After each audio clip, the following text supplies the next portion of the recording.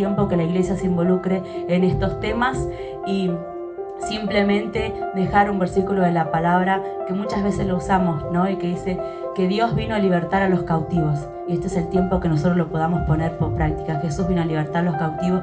Nosotros somos ese Jesús en esta tierra de libertar a aquellos que están cautivos hoy de diferentes maneras, y peor cuando son niños.